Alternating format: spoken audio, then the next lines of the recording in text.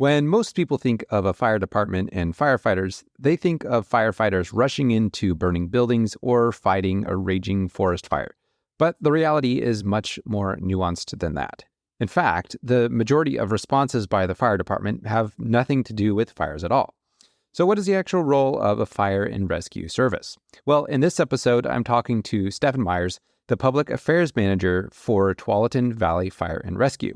We'll be discussing the role of a fire and rescue service, some of TV Fire and Rescue's history, safety tips, a day in the life of a firefighter, and so many other fun topics. I learned so much from my conversation with Stefan, and if you've ever been interested in the inner workings of our local fire and rescue service, I think you will enjoy this episode as well. Hi, I'm Danielle Roberts. I'm a local realtor in Newberg. I'm a member of the Newberg Noon Rotary Club, an ambassador for our local Chamber of Commerce, a city club member, and I also have a separate YouTube channel about Newberg and real estate. But the main point is I love this town. I love helping people move here, and I really love sharing stories about all of the great organizations and people who make this town the great place that it is. And that's really what this podcast is all about, to share stories of hope and generosity with the goal of inspiring people, helping people get involved, and ultimately giving people hope for our future. So I hope you enjoy today's conversation with Stefan Myers as we discuss Tualatin Valley Fire and Rescue. Well, Stefan, thank you so much for joining me today. It's great to have you here. This is a episode I've been looking forward to for a while. Yeah, glad to be here and be with you today. So you're the Public Affairs Manager for TV Fire. And so the abbreviation, by the way, is TVF&R. Is it technically TVF&R? There is. Or is it? Yeah, there's an ampersand. Okay, there's an ampersand. Make sure to get that right. So what is your role at Tualatin Valley Fire and Rescue? Yeah, so I'm the Public Affairs Manager. And what that entails is we have 11 cities, 4 counties that we serve. So my team works to better connect our leadership with all of our city leaders, county leaders, and keep that connection. As a large fire district, we want to make sure we still have a very personal feel and connection. So we work to inform local leaders as well as raise their concerns with our leadership and be that connecting point. Yeah. So, I mean, that's a pretty big, so 11 cities, that probably is a lot to list, but how big is that area? Like kind of what's the range from where you guys cover? Yeah. So some general touch points would be North Bethany above Beaverton and all the way up to Skyline Ridge there. We go as far east as Westland. And then we also cover Midway and that kind of Washington County area there, all the way through to North Plains. And now we serve down to Newberg at the south. Okay. So is Newberg kind of the far, like, southwestern region? Yeah. I mean, we have Wilsonville, but technically Newberg's a little bit farther south. Yeah. So you guys can win the title of most southern city with jurisdiction. At least far southwestern. Yeah. Okay. And you actually grew up around firefighters, didn't you? So you're pretty familiar with the role. Did you ever actually want to be a firefighter? It's a good question. So yeah, in my role, I came over as a communications professional. I also was in nonprofit for a while. Okay. But the reality is I grew up in the fire stations, and specifically at Tualatin Valley Fire and Rescue when it was much smaller. I think probably when I was there as a kid, it was maybe 15 stations. So much smaller than the 29 stations and 11 cities now. But my father was a firefighter. He started Tualatin. He actually started with Washington County District 1 that then came together with Tualatin Rural to form what became Tualatin Valley Fire and Rescue. Okay. So he actually was with one of the agencies, kind of like Newberg, that then came together with a larger agency. And he served as a firefighter and paramedic. He retired as a battalion chief. And so I was always at the station getting to know the crews, familiar with the work they did. And while it was something that really I had a lot of respect for, I was more interested in that nonprofit sector, right? And doing work in that area and working with people. I just love that. And eventually, though, as I was doing nonprofit, the opportunity came to do this role. And it is unique to TVF&R. Not every fire agency hires people from other backgrounds, professional backgrounds, to serve in these roles, because I also do our public information. So you might find me on TV doing radio interviews, or with newspapers as we have large-scale incidents. And my job is to make sure that people who are around the incident and the community know what's going on with that big brush fire up on the hill or a big car accident that happened in town. So tell me a little bit about your nonprofit background. What did you do? Yeah, so it started off at the University of Oregon doing public relations. I was in that field with journalist in the School of Journalism there. But I didn't really feel called to corporate life. I was more excited to use those skill sets with nonprofits. So I started with Habitat for Humanity for a little while. I worked for the city of Eugene doing their earned income tax credit program. But eventually wanted to go out to Central Oregon, where my father and my mom retired, and ended up in Sisters in Redmond for about 10 years working for the American Cancer Society. So I worked doing cancer patient services, promoting all the work that we did in the area, running some of our fundraising events like Relay for Lives. And I did that for a long time. And then I also even had a stint at the High Desert Museum, just passionate about ways to give back to the community. But like I said, then that transition when I had an opportunity to come back to the fire district that I grew up in, doing some similar work that fuels the soul and makes me feel glad about every day I get up to do this job. Well, I think firefighters, most anyway, firefighters kind of have that like service in their blood, right? It's all about like helping people. So whether it's you're the actual ones on the front lines or the one, working the emergency equipment at an accident or whatever it might be, or working in the nonprofit sector, it's all about helping people and try to make people's lives better. So sounds like that runs in your blood too. Yeah, I think you'll find when you walk into a fire station, there's people that are there that are passionate about what they do. They care about being really great, right? Whether it's paramedicine or the ability to pull somebody out of a vehicle or water rescue. They want to be the best at that because they're called to that service in somebody's worst day and worst moments, to be the technician and craftsperson that can help mitigate that, scary situation. I think there's something really attractive about that, like just the idea of being the best you can be. And firefighters, one, there's always a stereotype of, physically they're always in good shape when they have to be, and sure, it's part of the job. But I think people see that, and I think young kids see that, like someone who's really good at what they do and they help people. I think I was mentioning before before we started recording, we used to live over by the fire station. I got a little 4-year-old and a 2-year-old daughter. And we'd go by there and they were always so friendly, and kids are always fascinated with the trucks, right? And they always want to see how the ladders work or watch them spring the hose or whatever. But they were always really nice and said hi and gave our kids some hats and stuff. So that's fun. But I know we've got a lot to cover. I'd love to talk a lot about a lot of these things. But yeah, we got a packed episode today. So you mentioned earlier when TVF&R was smaller and how they've kind of been expanding over the years. And one of the more recent, maybe the most recent expansion was into Newberg. Can you share a little bit about that transition from Newberg Fire Department being a part of or joining TVF&R? Yeah. So if you don't mind me rewinding just a little bit, I'd love to give some perspective. Sure. Really this all stems from fire service is not a low cost proposition for any community to provide. So for a long time, fire departments have been looking to how can we consolidate services? Mm-hmm. How can we, maybe have one HR director, right? One fleet group and one fire chief that can oversee and give us the best economies of scale to provide the best levels of service to the community, but at a cost that we can afford. So that started as I was telling a story with my father, and those two entities, Tualatin Rural and Washington County Fire District 1, coming together and saying, hey, we are struggling. So we're going to come together. We're going to use these economies of scale to provide better service. Well, eventually that included Beaverton Fire. Eventually that included West Lynn Fire. And right now, you just saw on the ballot McMinnville, right? Looking at can the rural and the city come together to provide better service to their citizens? And these conversations are happening all over the state of Oregon.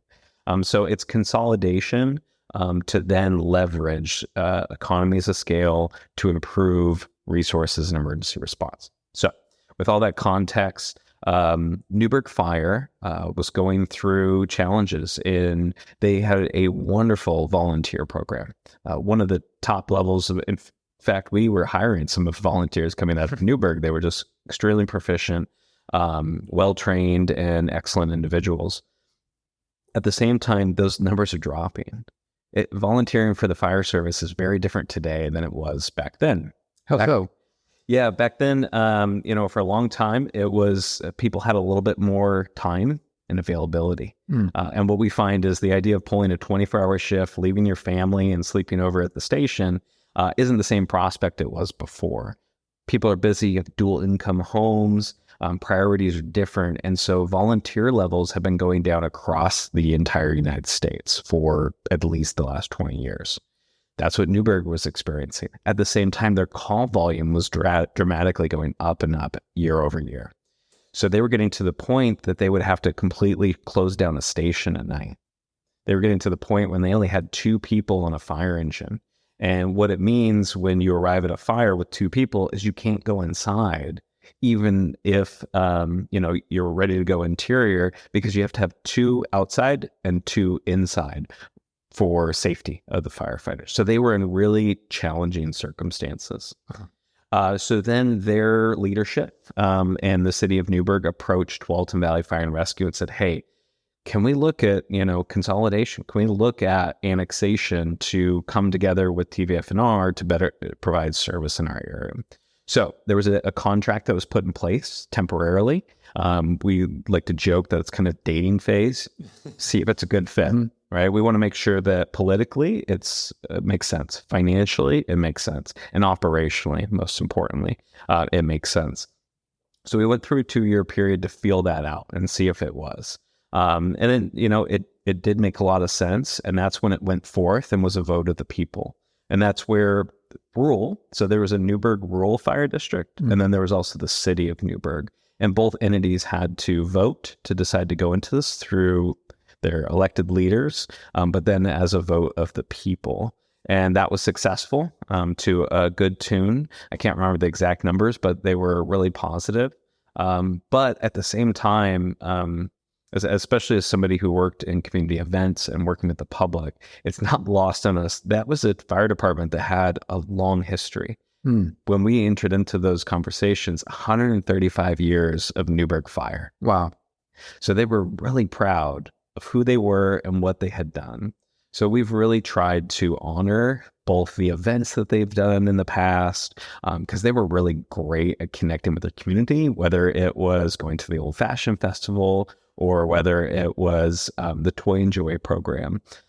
These things were really important to Newberg Fire, and so they were important to us. It also manifests its way into, we have the engine, actually the 3rd fire engine ever in Newberg. The Dundee volunteers had it.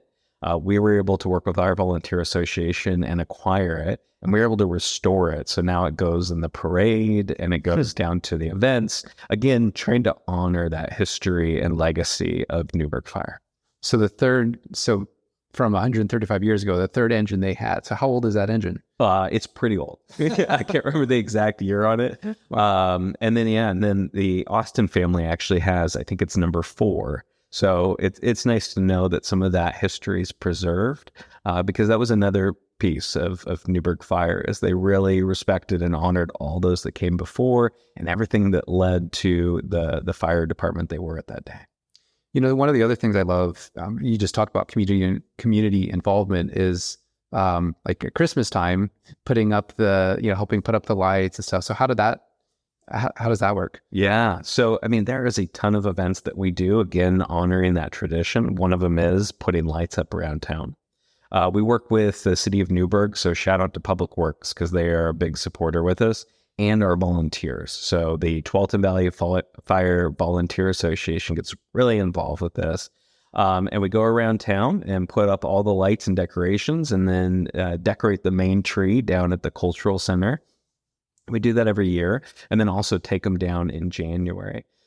So that is just amongst at least, 7 different community events that I can think of off the top of my head that we do. Again, they come out of that tradition of the fire department being very involved with their community because it's about meeting the expectations. And this community here in Newberg really expects that the fire department is going to be involved and connected to what they do. Yeah. Well, I think we all love it and appreciate the collaboration between TV Fire and Rescue and the city. I think it's a great match. And just from a logistics standpoint, seems to make a lot of sense. For example, when you think of a multiple alarm fire. So my understanding is that if there's one alarm or 2 alarm fire, that's how many stations are getting called out, or how does that work? But it seems like either way, when there's a lot of coordination needed from different stations, it makes it easier when it's one district. Yeah. And so alarms that you're referring to is the amount of resources that are being sent, right? Okay. So if that can be for a car accident or a vehicle collision, it can be for a brush fire up on Cheyenne Mountain, or it could be for a residential fire. In each case, we have alarms, and that prescribes what amount of resources are sent. So on a first alarm fire, you're probably looking at about 6 engines and 2 trucks, as well as incident command that will be sent out to manage the scene because they can be very complex. The beautiful thing, though, about the fire service is we have a mutual aid system. So, for instance, I was just managing last night. We had a brush fire, and I was working on putting information about that. Gaston Fire sent some resources. Dundee Fire sent some resources because based on the alarm level, they were the closest and had the ability to send over brush units. So we often see where, we'll get pulled over to McMinnville to help. They recently had that downtown fire. I don't know if you remember that one, but it was at the theater. And we sent 2 units over there to help them. And that happens real quick through our mutual aid system. Okay. So what does that mean? So what is that actually from specifically a 1 alarm, 2 alarm, 3, and how high does it go? It can go up to, they just recently had a 4 alarm fire. Or actually, I think McMinnville's went to a 3 alarm. But yeah, basically, if it's a 4 alarm, you're looking at, a lot of nearly 100 firefighters on the scene. And that's a complex, long-running incident. But, it just speaks to the scale and how many resources are required to mitigate that incident. Okay, so it's not necessarily if this number of firefighters, it's this alarm. If this many are needed, it's this alarm. Is it more arbitrary than that? No, it's pretty prescribed in each one. Oh, okay. So on a second alarm, that's going to be double what a first alarm would be in resources. And I think just getting back to the other point I was sharing with you is resources were stretched thin. Mm-hmm. So when one incident, even just a small fire would happen in Newberg, now they were having to pull from McMinnville and our district to cover medical incidents. And now we have the depth to be able to shift resources. So what's amazing about being a large district as we are is we're able to shift resources around when we have a lot of calls. Yeah. So for instance, let's say DCI fire. I don't know if you remember that one, but that pulled a lot of resources. I think that went to a second alarm. I don't think it went to a third. So in that case, though, it's a lot of resources on scene, right? You're probably talking about at least 10 apparatus, probably 60 to 80 firefighters. That's a lot of our resources for the entire district. So that means now parts of Beaverton are shifting down to Tigard. Parts of Tigard are shifting down to Sherwood and King City. And Sherwood resources and Tualatin resources are shifting down to Newberg to make sure that even while the DCI fire is happening, if you have a medical event, if a family member is in cardiac distress, then we still have the resources nearby to respond and help. And that's where being a large district means we don't empty out the system and don't have anything. It means we can shift and we can move things to try and cover a high volume or a peak volume of calls. Yeah, that makes it probably logistics are much easier to deal with. Yeah, when you're under one umbrella, we all have the same training, understanding. They can shift down to one of our stations. That isn't to discount that we have a lot of partners. Like Oswego sometimes comes over to fires for us, and Dundee comes up, and Yamhill and McMinnville. But it certainly is nice when, as a whole district, we can shift and coordinate between multiple cities to ensure the best possible coverage and care for our citizens. Yeah. So one of the other things in Newberg, there's now 2 stations. And when did this second station get built? Yeah, so that was prior to us being here. Okay. That would be Station 21 on Springbrook, and that's where the truck is housed. So they have an aerial apparatus that they can use. It also comes with heavy extrication material or tools, which is really important if you see a nasty. So if you're up on the hill here, as you're headed up, or by Rex Hill, we see a lot of car accidents that happen in that area. They're able to bring the tools and resources there to help get a patient out of a car if they're pinned in. But then if you go downtown to Station 20, that's where you have the water rescue team, because we have this beautiful body of water that runs close to town here in the Willamette. So they're able to respond to there and down to Yamhill River and other areas when we have people that are in distress on the water. They're frequently down at Rogers Landing and doing work to try and make sure the waterways are safe as well. And that was one of my other questions. So each station kind of serve its own purpose and kind of strategically located on opposite ends of the town, but also to do, what its location kind of requires more. So do you know when that station was built? I can't remember off the top of my head when it was built. It was prior to us. Okay. I can't remember that timeline either. But I just remember it being a little bit newer. Yeah, it might be helpful to also be aware of. So as a part of that transition, there was a rural fire protection district. They had some funds, not quite enough to build a new station, but some funds they had set aside. So we work with them to keep those funds there. And we're actually in the process of trying to find a rural property that would serve some of the area out towards, where am I thinking? Out towards the air park. Cheyenne Air Park area. We were looking at one specific property, but it didn't serve our purposes for running a fire station. We're actually looking for a way that we could use those funds from the rural station to site out there. So we could have quicker response into some of our rural areas, and they could also respond back into town when we have a large incident. So stay tuned. We're just looking for the right property that is the good fit for us. Okay. One of the other things we had talked about earlier is there's firefighters, and just that kind of whole emergency response kind of has the fascination of many young boys and girls. Many, I think, even I always wanted to be a police officer when I was younger. Not a police officer now, but a lot of kids say they want to be a firefighter when they grow up. Yeah. You grew up in the family, you ended up having a different route, but the industry well, if you can call it an industry. But what advice would you give to young kids who want to, or parents who have young kids who want to be a firefighter? Yeah.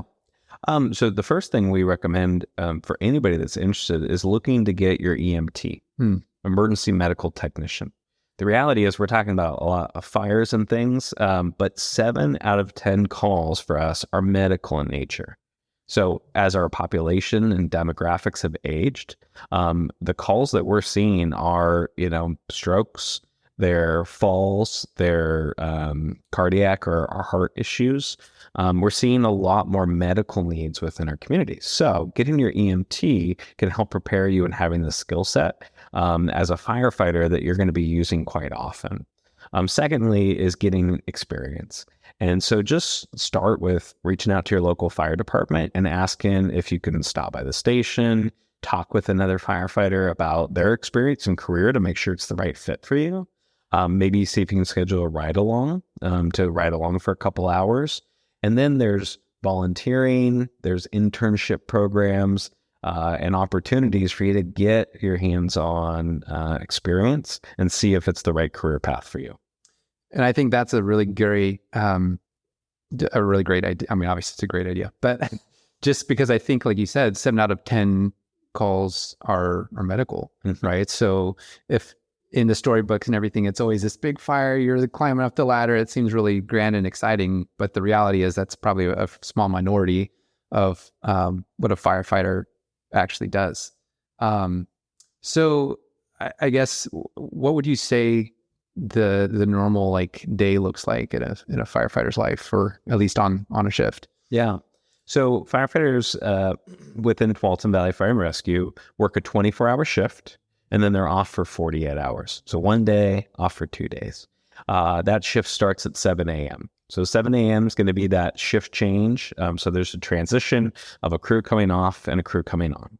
And the other part is the reality is they know these crews that they work with pretty darn well because they spend a third of their life in the station doing just that work. So they're on for a 24-hour shift.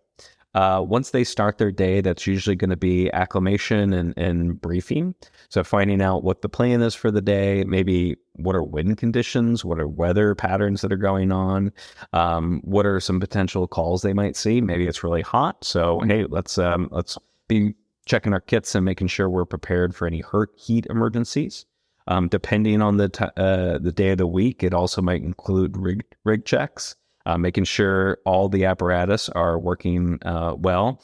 I think we can relate that our cars need to be working for us to get to work every day. If our cars don't work, or our large cars, the engines, we can't get the calls. So those are kept in tip-top shape by our apparatus operators. So they're constantly checking those to make sure that they're in good condition. And then we have some other rigs that we can switch out if there is an issue. Then they're usually going to roll into either working out, because they want to stay in good shape. Whether it's a medical call or it's a fire, you're going from 0 to 60 sometimes in the middle of the night. Mm-hmm. And that can put a lot of stress on your heart and your cardiovascular system. So we know that we can really help take care of firefighters' health by working out, making good choices, and eating healthy. All the things that we're supposed to do, right? But their lives are on the line, and statistically, we know that can impact them in cardiac events. So they take that really seriously in trying to remain healthy. Then it might roll into training. What are some things that we need to be training and working on our skill sets on? So that could be medical, it could be fire, it could be search, it could be if they have a specialty team they're on, like water rescue, and include those things. Then it might roll into getting ready for lunch. The thing in the fire service is love to eat good food.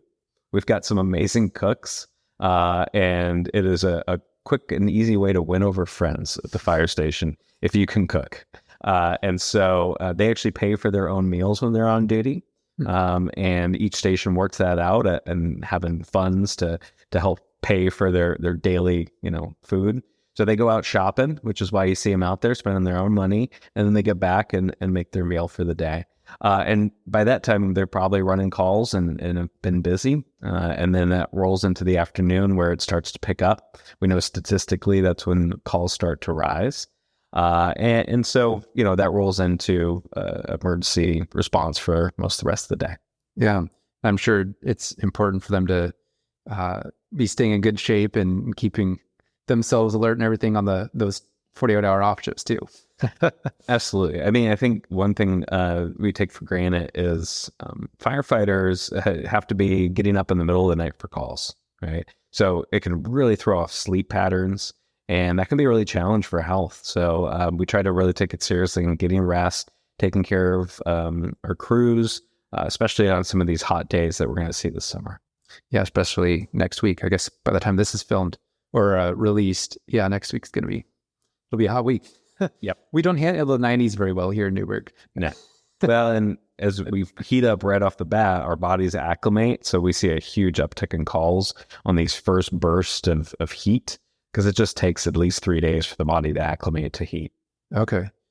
I know this is maybe kind of a loaded question, but this podcast is about Newberg and what's special about Newberg. Do you think there's anything special about the Newberg team? I know it's TVF&R is kind of its own unit, but Newberg is also kind of its own team too. Do you notice anything special about the guys here in Newberg and gals? So it was interesting because during the transition, a lot of the Newberg firefighters stayed and worked within Newberg, right? And then as they've gotten opportunities to go be on our technical rescue team or our hazardous materials team or do other things within the district, they've moved around.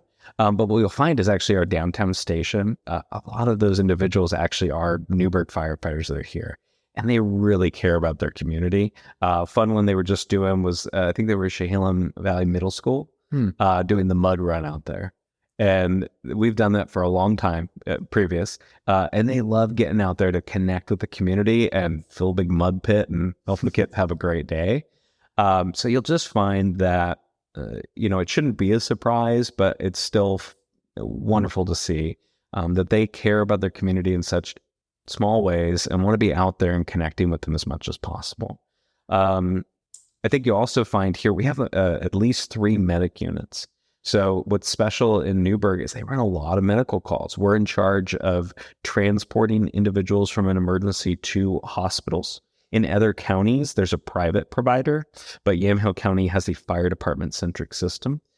So we have some amazing paramedics here that it's like bringing the emergency room to your living room when they respond. Now, obviously, doctors and nurses have a tremendous amount of skill, and the hospital environment has a lot more than we can do.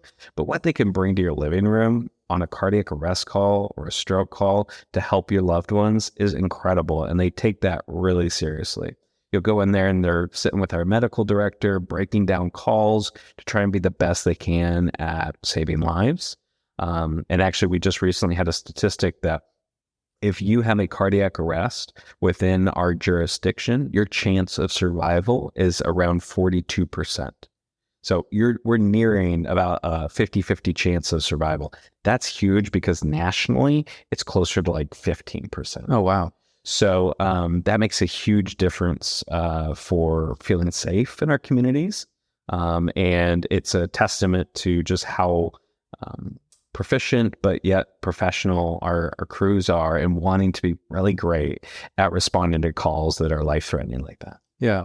Now, this is something you may not be able to provide too much commentary on it or not, but I know in the somewhat recent past, you've had personnel issues. There's I think at least one individual who got into some trouble, was not doing some great things, and kind of put a cloud in some ways over the district. And it was one out of many, that kind of happens sometimes. I'm sure that was a really difficult thing to go through as a station. Can you comment at all about kind of the response to that internally and how you've because trust is so important in a community, right? Mm-hmm. So I know that was probably a really difficult thing to deal with. I don't know if you're able to comment on that at all.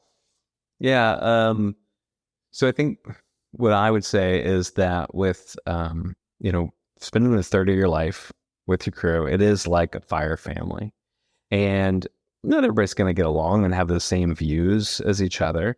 And we are also very people-centric. It's not about the big red trucks. It's about the people that are in it.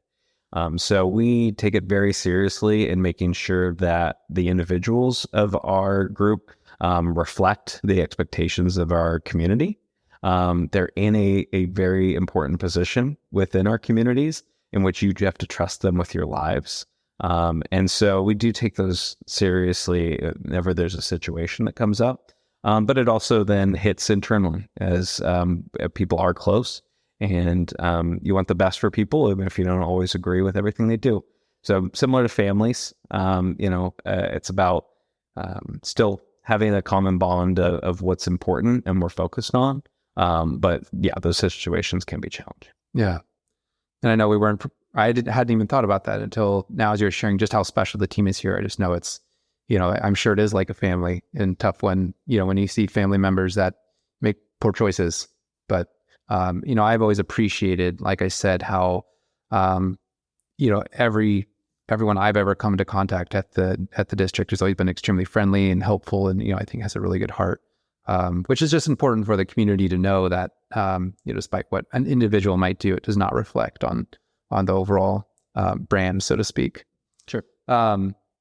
So, you mentioned that a lot of incidents are medical versus, a big fire, things like that. Do you find that a lot of incidents are preventable? Like you kind of wish the population knew like a few things, like, gosh, like we always see these same things and it's very preventable if, a couple preventative measures were taken. Sure. A couple things to be aware of is most fires, or a large amount of fires, are cooking fires that we see.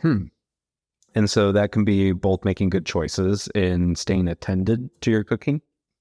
So a lot of times somebody walks away from the pot, all of a sudden fire gets out of control. Well, they say watch pot never boils, right? Yeah. Well, in this case, we still want you to watch the pot boil because we're telling you it'll get there. But the reality is, I mean, that's where a lot of fires start, in the home. And so making sure you're attending to your cooking, and then also having a fire extinguisher in the home can make sure that it's safe. And finally, knowing to put a lid on the fire takeaway oxygen is actually the most effective means. You see a lot of times people try to throw water in it. That then just sprays everything everywhere and makes it worse. So knowing what to do and just remember to put a lid on it can really help with fires in the home. One thing I'll quickly add, this is from my engineering background, is in my past life. Well, I say you can take a man out of an engineering, but you can't take engineering out of a man. Water expands by, I think, over 400 times, right? When you throw water on an oil fire, that basically instantly turns into steam, which is then, spreads a fire. So it's typically not the best. What if it's a grease fire, right? Then now all the grease has moved and now we're in the cabinets. Yeah. Which is what we typically see. Yeah. But anyway, so continue. So cooking fires is one. Yeah. And then other ones we see too are, so some of our older adults in communities, and making sure two things that can really help is trip hazards in the home. We see a lot of maybe our senior population that can take falls. So making sure that we've gotten rid of trip hazards. And the second one maybe isn't preventable, but it's certainly helpful to our fire crews, is having your medical information easily available. So at any fire station right now with Tualatin Valley Fire and Rescue, you can find a medical information card that you could just put on the refrigerator or have in the drawer ready to go. So that if there's medications, if there's things that the firefighters need to be aware of, they can help in providing care right away and doing it appropriate to what your medical history is.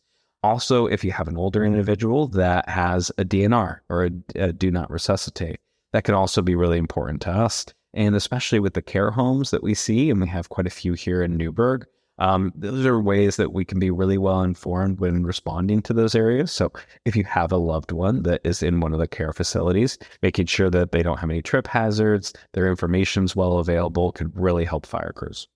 Yeah, I'm sure that's a challenge, especially when you're responding to a scene and someone needs help and you don't know exactly what. If you don't have that information, I'm sure that could be a challenge if there's allergies to medications or things like that. I'm sure that'd be really tricky. Yeah, and if the person isn't able to articulate that, right? If they're either nonverbal or not cognitive, then they might not be able to convey the important medical information that we need. So having it put together beforehand, that preparation, can make a huge difference in what medications they know to give and what kind of course of treatment they will pursue based on that history. So it just can give our paramedics a running head start to better take care of your family. Now, what about Rex Hill? I know you mentioned there's a lot of accidents that happen up there. Is it usually like the same intersections, or is it just like, what is it about Rex Hill? I always hear about accidents up there. Yeah, there's just a couple issues or areas where there's a tough line of sight with some of the roads that enter in there. It also just has a tendency to get pretty icy. So whenever we have some events where there's just maybe a little bit of frost or ice, that usually gets hit pretty quickly. And then also on the rain side. So if it hasn't rained in a while and we get a good downpour, that puts a lot of the oils and things that come off our cars onto the road, so people can lose control. So yeah, we've seen, and with the way it's set up, if you lose control, you're probably going to go head on, or it's going to be a high impact situation, which obviously is going to require a lot of response from firefighters and our paramedics. Yeah. Is there anything that you wish more people knew about the fire and rescue service, or like common misconceptions that people might have? Yeah, I mean, I hate to hit it again, but I think people don't realize just how much medical we respond to, like how much work we do in that field. And so I just always try to espouse that we have some amazing medical professionals in emergency medicine that are doing great work, and they train really hard to make sure that if you or a family member having a medical emergency, that they're well prepared for that.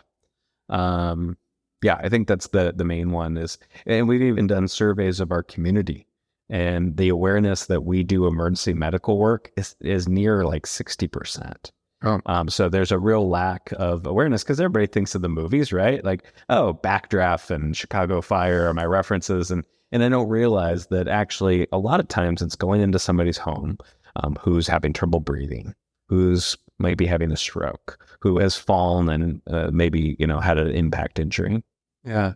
Well, yeah, and it reminds me too of wait. So you're saying 60%? Only 60% of people know that you do emergency medical at all? Correct. Oh, wow. So if you, I'm sure if you did a survey then of how much was medical, there'd probably be even less. Yeah. I don't know if I would have guessed. I would have guessed that a small portion was fire response. The other reminds me actually last summer, speaking of misconceptions and people not doing smart things, we live over in the River Run neighborhood, and right there by Ewing Young, there have been people starting fires there. I don't know if you have heard anything about that, but yeah, like I saw a smoldering fire in the forest. It might have been people who, were sleeping there overnight or whatever. So it was on like a Saturday or Sunday. So I called the Chehalis Parks and Rec district, and no one was there. So I called fire department. They came in. It was, I think, like 140 degrees is what they measured it at, which is, I think, below flash point, but still made me nervous because it's right by my house. But yeah, that's just kind of, it's interesting. Yeah. What? Well, if you get some wind, that can turn into something. And I think that actually for fire prevention, that's worth noting is burn piles. Right. So if you live in maybe a rural area where it is allowed to be burning and you're in that window, people keeping those piles small and manageable makes a huge difference. A lot of the brush fires we respond to during the summer, you'll see burn pile got away. Yeah. Debris pile got away. Or maybe somebody was trying to burn weeds and got away from them. So being very aware of the conditions. Also, if we are in a burn ban, understanding that behavior is especially admonished during that time. And then also, if you are going to burn, which a lot of people do in rural areas, that you're keeping them small, manageable, and you're just like cooking, you're attending. You're aware of it, and you have water and resources to extinguish the fire. That can prevent a lot of the brush fires that you see us running out of town to go stop. Yeah, and please don't have your burn pile in the middle of a forest. Also, I do. So on the last question here, I know we're kind of getting towards the end of this. On the day this podcast is aired, you're going to be speaking at City Club, which unfortunately right now they don't do any kind of recording or anything like that. So we don't have time for the whole presentation, but what are kind of some general insights that you'll be giving there about Tualatin Valley Fire and Rescue that maybe you could share here for this audience? Yeah, so a couple things we're going to hit. First one's updates on our district, but specific to recruiting. So recruiting numbers are down. I was talking about the trend of volunteering going down, but we're all really seeing also the amount of people that are applying to be a firefighter, applying to be a paramedic. Those numbers are drastically down. They used to be in the thousands a decade ago, and now we're in the hundreds. Luckily, TVF&R is in a pretty good position as we are a destination department. People from all over the state and from nearby states want to come work for us because they're excited about some of the innovative ways we respond and resources that we provide to our crews. But those numbers are drastically down. So at the same time, a lot of the people that were hired were back in the 90s. So they'd come of retirement age. And a lot of our crews are now, or firefighters are now retiring. So we're having this massive turnover. And that means that we're having recruit academies of like 24 firefighters, which we would call a mega academy. And that's pretty large. So we have this challenge of recruit numbers are down. We need to run bigger academies to fill positions that are coming available. And this isn't just us. This is fire districts a lot around the area. But that means that we've had to get a little more innovative with our social media, our outreach, and trying to let people know about, what the fire service is and what a firefighting career could look like. And we're just trying to get that word out for people that are interested, that want to maybe go get that EMT, learn a little bit more about it, and, maybe do a volunteering or internship to learn more. Then from there, we're going to talk a little bit about preparedness for this upcoming fire season. So using the ready, set, go principles, we're going to talk about home hardening, especially if you live out in some of the rural areas, making sure gutters are clean, you've limbed up trees. And that way, if a brush fire was to come your way, there's a lower risk of it actually impacting or damaging your home.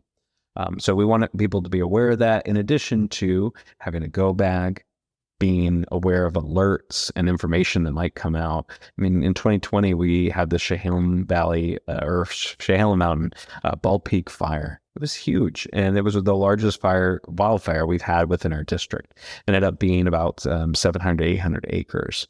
And that was a testament to people home hardening. And we didn't lose any homes. Wow. So the work of our firefighters in stopping the fire in critical areas. And then secondly, people knowing when to evacuate and being aware of how to get out of their community. One of our mutual friends we were talking about, Linda Sandberg, was obviously first an advocate, and people being aware of that, and then also integral in getting information out as we're going through that process. But knowing all of those steps is what we want to impart, and that's will be part of our presentation.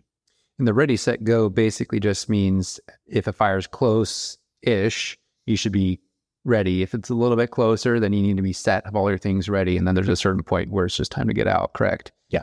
Yeah. I remember dealing with that. We were almost close. I think we were in the just ready phase where our house wasn't, in danger at the time.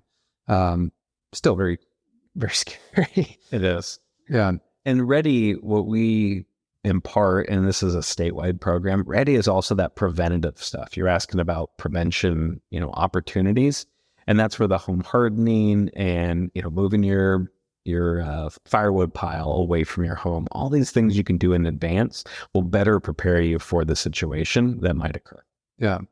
And then on the note of recruitment, you mentioned earlier in one of our other discussions about diversity and how you're trying to get a more diverse population, because it's historically been white males. Yeah. So what are some of the efforts you're doing to have some more diversity in your recruitment? Yeah.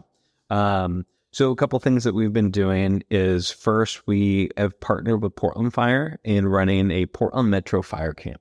And it's for girls 18, I think it's to 24 is the age group. And they come in, and usually about 30 to 40 young women. And we only have our female firefighters as instructors.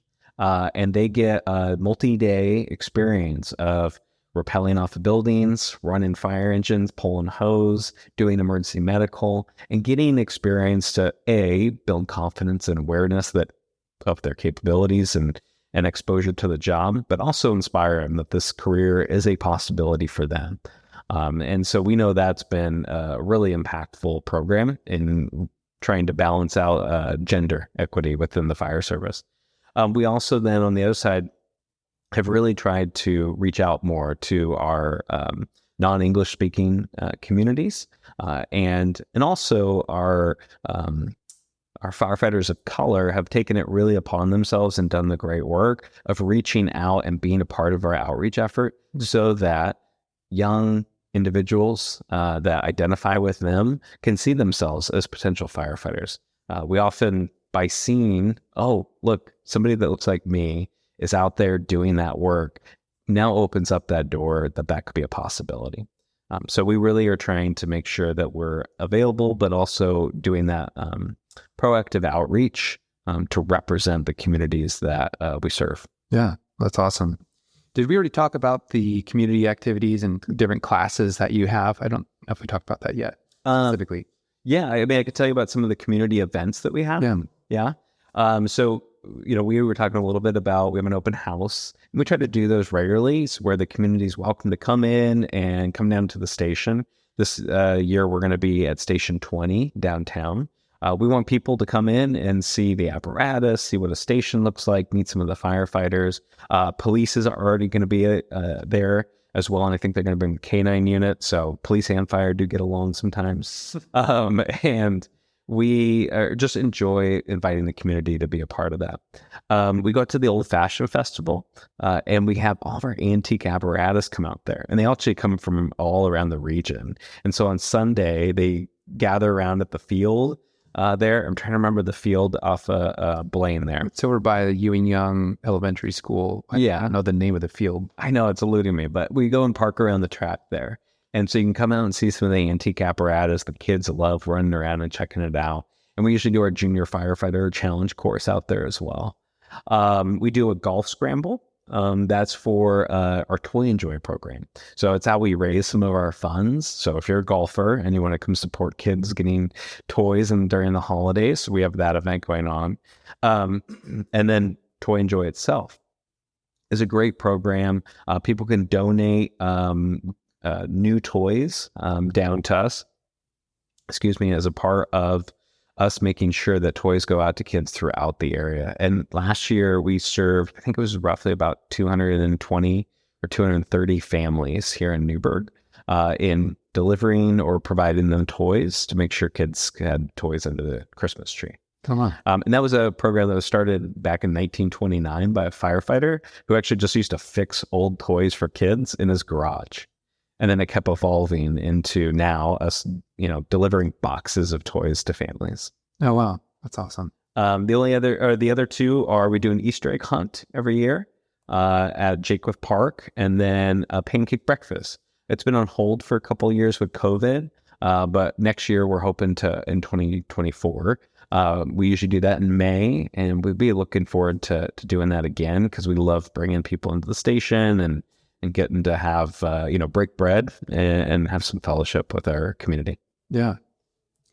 So last question then. Obviously you are, I think you have a lot of respect around here. You're kind of one of the main people, the main public figures when people think of the fire department, which is why Linda connected us. Thank you, Linda. And so you've gotten to see a lot of Newberg as you have the other cities you work in, but specifically for Newberg, given the time that you've been involved with this city, what would you say gives you hope for the future? Newberg is a very special community. As I live actually just up the hill, full disclosure, I'm in Sherwood. And so as we'll still love you. As we're going through that process, right, that transition and annexation, I really got to know the community and found a real philanthropic spirit that I super appreciated. So whether it was going to chamber or leadership, Newberg, now Sham Valley, or getting to know some of the Newberg firefighters, the Newberg fire retirees, there was such a sense of service and purpose, and seeing the amount of people that want to give back in some way. And they all do in different ways.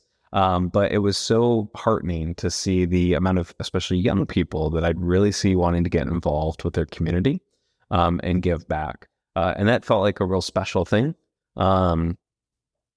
Also, food.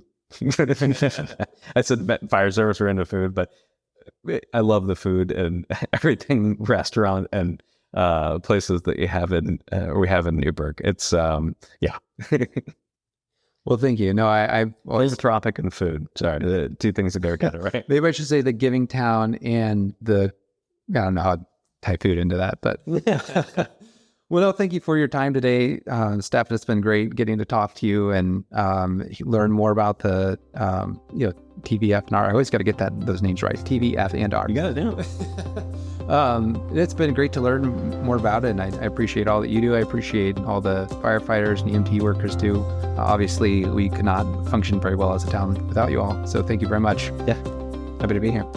Thank you for tuning in to the Giving Town podcast. If you enjoyed this episode, please consider sharing it with a friend who you think might benefit from hearing it. While more and more people are continuing to hear about this podcast, I still need your help to spread the message about all the people and organizations that make Newberg so great. Well, thanks for tuning in, and I'll catch you in the next episode.